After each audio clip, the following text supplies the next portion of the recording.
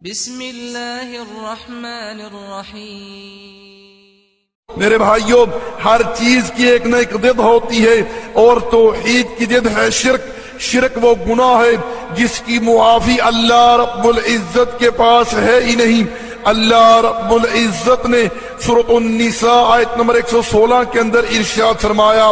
ان اللہ لا یغفر ان یشرک بہ ویغفر ما دون ذلک لمن یشاء۔ بے شک اللہ شرک کرنے والے کو کبھی معاف نہیں کرے گا،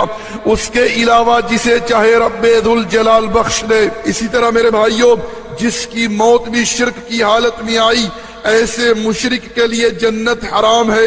ایسے مشرک کا ٹھکانہ جہنم ہے، جیسا کہ اللہ رب العزت نے سورۃ المائدہ آیت نمبر 72 کے اندر ارشاد فرمایا،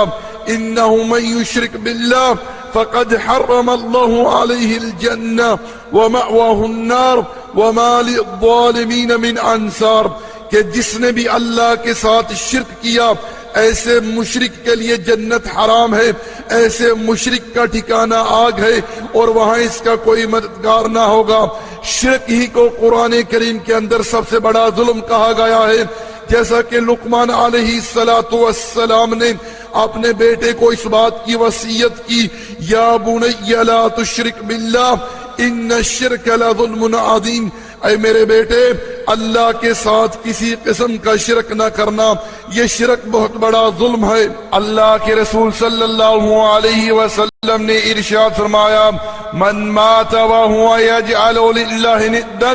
دخل النار، کہ جو شخص اس حال میں مرا کہ وہ اللہ رب العزت کے ساتھ کسی قسم کا شرک کرتا تھا،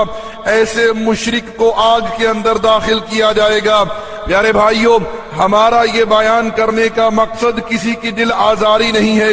نہ ہی کسی کی توہین ہے، نہ ہی کسی کے اوپر کیچڑ اچھالنا ہے، بلکہ رب ذوالجلال خوب جاننے والا ہے۔ ہم فقط اپنے مسلمان بھائیوں اور اسلامی بہنوں کی اصلاح چاہتے ہیں، اس لیے میں اپنے تمام مسلمان بھائیوں اور اسلامی بہنوں سے دلی گزارش کرتا ہوں کہ توحید کے اس بیان کو اول سے لے کر آخر تک سنیں، اور ان باتوں پر غور و فکر کریں، اور اپنے عقائد کی اصلاح کریں، اور ان باتوں کو دوسرے لوگوں تک پہنچائیں، اور اس مشن میں ہمارا ساتھ دیں، تاکہ آپ لوگوں کے لیے بھی صدقہ جاریہ ہو۔